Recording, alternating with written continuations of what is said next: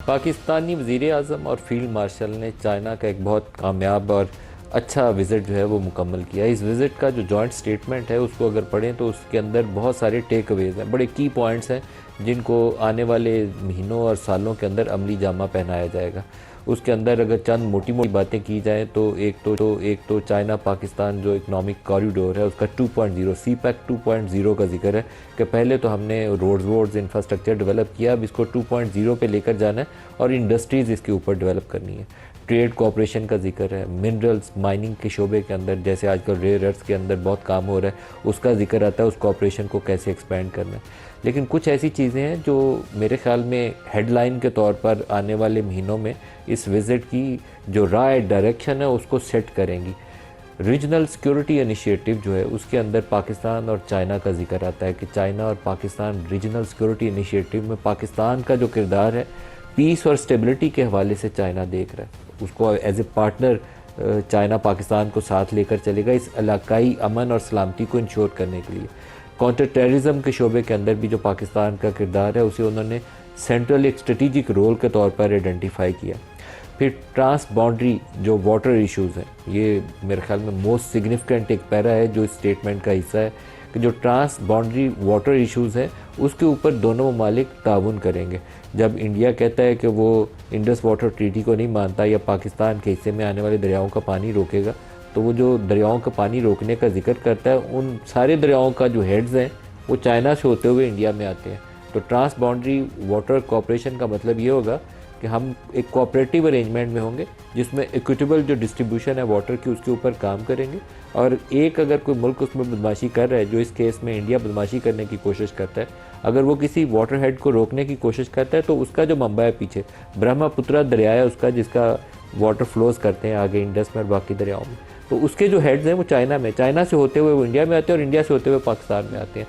तो ये बहुत ही एक मोस्ट सिग्निफिकेंट एक पैरा है जो इस जॉइंट स्टेटमेंट का हिस्सा है। इसी तरीके से इसके अंदर आपको टीटीपी का जिक्र नज़र आएगा। टीटीपी का जिक्र बहुत सिग्निफिकेंट है। उसके साथ उन्होंने ईस्ट तुर्किस्तान इस्लामिक मूवमेंट का भी लिखा है जो सिंकियांग में बहुत एक्टिव थी, लेकिन पाकिस्तान के कॉन्टेक्स्ट में उसके ऊपर हमने ताउन भी बहुत किया है चाइना से। चाइना इनिशियली आज से 15-20 साल पहले उनके तहफ़्फ़ुज़ात आते थे, लेकिन 15-20 सालों में पाकिस्तान ने इफेक्टिवली उसको एड्रेस करने के लिए काफ़ी सारा काम किया। अगर मज़ीद काम करना होगा तो वो भी पाकिस्तान विलिंगली करेगा, खुशी के साथ करेगा। किसी इसमें कोई तामुल नहीं होगा पाकिस्तानी किसी पॉलिटिकल अथॉरिटी को या किसी मिलिट्री अथॉरिटी को। टीटीपी के ऊपर बहुत सिग्निफिकेंट है क्योंकि अभी सिंकियांग के अंदर चाइना ने टॉक्स फैसिलिटेट की थी, इनफॉर्मल टॉक्स फैसिलिटेट की थी पाकिस्तान, चाइना और अफ़गानिस्तान। उसका भी पैरा इसके अंदर जिक्र है और उसको मज़ीद कंटिन्यू करने का जिक्र किया गया। लेकिन टीटीपी डिक्टेट नहीं कर पाएगी बॉर्डर पार या सरहद पार से टेररिज्म को, इसको इंश्योर करेगा पाकिस्तान और चाइना का जो कोऑपरेशन है। तो ये एक बहुत बड़ी डेवलपमेंट है।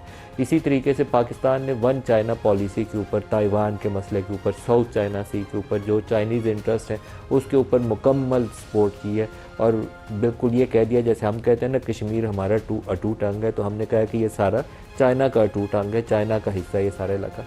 इन रिटर्न चाइना ने क्या कहा? चाइना ने कहा कि मसला कश्मीर का हल यूएन रेजोल्यूशंस के मुताबिक होना चाहिए और साउथ एशिया के अंदर पीस होनी चाहिए और पाकिस्तान की जो इलाकाई सलामती है उसको इंश्योर करने के लिए मुकम्मल सपोर्ट का इजहार किया।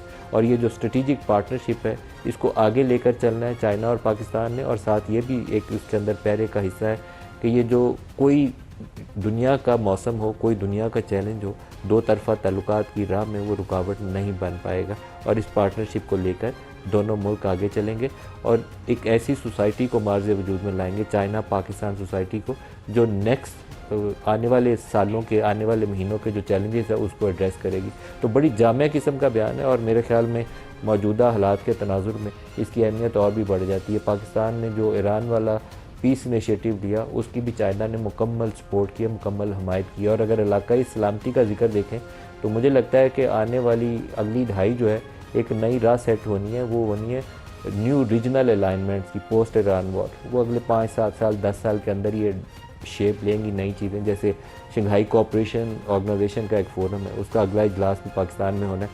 तो एससीओ का वो इजलास एक हिस्सा है, लेकिन पाकिस्तान और सऊदी अरब का स्ट्रेटिजिक डिफेंस एग्रीमेंट जो हुआ है उसके अंदर अगर टर्की शामिल होता है, जिसके काफ़ी इम्कान है, कतर उसके साथ खुद को इंगेज कर रहा है, और अगर किसी शक्ल में ईरान भी उसका हिस्सा बनता है और चाइना इस सारे प्रोसेस को सपोर्ट करता है, तो ये बिल्कुल डायनेमिक्स इस पूरे इलाके की चेंज हो जाएंगे, सिक्योरिटी के पॉइंट ऑफ व्यू से, डिफेंस इंडस्ट्री के पॉइंट ऑफ व्यू से, और इकनॉमिक और ट्रेड रिलेशन के पॉइंट ऑफ व्यू से।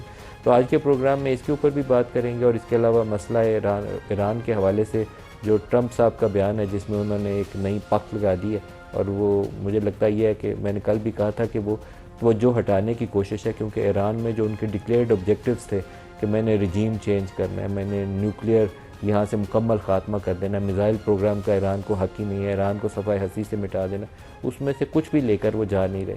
तो उससे तवज्जो हटाने के लिए उन्हें अब्राहम अकॉर्ड्स का एक नया शोशा छोड़ा है, उसके ऊपर भी बात करेंगे। जो प्रोग्राम में आज हमारे साथ जुड़ते हैं जनरल तारिक रशीद साहब, डिफेंस एनालिस्ट हमारे साथ। सर खुश आमदीद।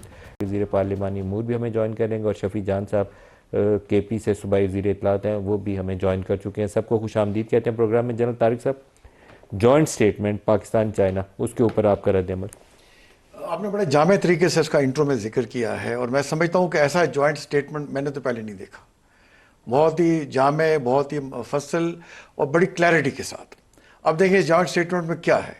वो कह रहे हैं कि पाकिस्तान और चाइना का शेयर्ड विजन है फ्यूचर के बारे में, और शेयर्ड हमारा फ्यूचर है, और हमने एक ऐसी कम्युनिटी को बिल्ड करना है जिसका एक विजन भी इकट्ठा है और उनका मुस्तकबिल भी एक दूसरे से जुड़ा हुआ है।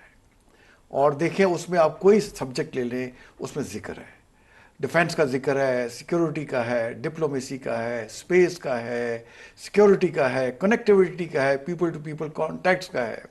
जैसे आपने कहा TTP का जिक्र किया हुआ है, खुंजरा पास का जिक्र किया है, ग्वादर पोर्ट का उन्होंने जिक्र किया है, और ये जो अभी मामला आते हैं इनका जिक्र किया है। देखें, और उनका खुंजरा पास एक जो है पाकिस्तान को कनेक्ट करता है चाइना के साथ, इसको हम बहुत बड़ा अपग्रेड करेंगे। और ग्वादर पोर्ट जो है वो सीपे के साथ तो जुड़ी हुई है, अब ये रीजनल ट्रेड का हब बनने जा रहा है। और पाकिस्तान की जो लोकेशन है वो south Asia, central Asia, China के साथ, और हम इसे गेटवे टू मिडल ईस्ट समझते हैं। और उन्होंने कहा कि SCO में भी पाकिस्तान जो है वो उसकी जो है क़यादत संभालने जा रहा है 2026-2027 में, और हम उसकी तरफ देख रहे हैं, और पाकिस्तान को हम अपना एक जो ऑल वेदर ट्रस्टेड फ्रेंडशिप की तरफ देखते हैं। तो दुनिया को एक बहुत बड़ा स्ट्रांग मैसेज दिया उन्होंने, पाकिस्तान और चाइना ने, कि तो चाहे रीजनल मामलात हैं चाहे इंटरनेशनल, चाइना और पाकिस्तान साथ खड़े होंगे। मेरे ख्याल में 14 अगस्त को हमें उसकी एक झलक कुछ डिफेंस इंडस्ट्री, डिफेंस के कोऑपरेशन में भी नजर आएगी। J-10Cs पाकिस्तान और हासिल कर रहा है चाइना से, इसके अलावा F-35 की बात अब हो रही है। देखें, तो वो 14 अगस्त को हो सकता है हमें उसकी झलक भी नजर आए। और पाकिस्तान के सिर्फ वाहिद मुल्क है जिसके एस्ट्रोनॉट चाइनीज स्पेस स्टेशन पे जाने के लिए चाइना पहुंचे हुए हैं, और पाकिस्तान पहला होगा गैर मुल्की जिसके एस्ट्रोनॉट्स चाइना के स्पेस स्टेशन होंगे। तो हमारी देखिए HQ-19 जो उनका नया एयर डिफेंस सिस्टम है, आई थिंक वो भी पाकिस्तान उनसे एक्वायर कर रहा है। तो डिफेंस के शोबे में बहुत ही कम्प्रीहेंसिव, जो कुछ चाइना के पास है वो समझे हमारे पास है, अगर और हमने भी उनकी बड़ी हेल्प, और जो हमारे पास है वो चाइना के लिए है। तो पाकिस्तान इंशाल्लाह, पाकिस्तान का टेक ऑफ का टाइम आया हुआ है, और पाकिस्तान अब राइज करेगा, शाइन करेगा, और दुनिया की कोई ताकत पाकिस्तान चाइना को, पाकिस्तान सऊदी अरेबिया को, पाकिस्तान टर्किया को अंडरमाइन नहीं कर सकता।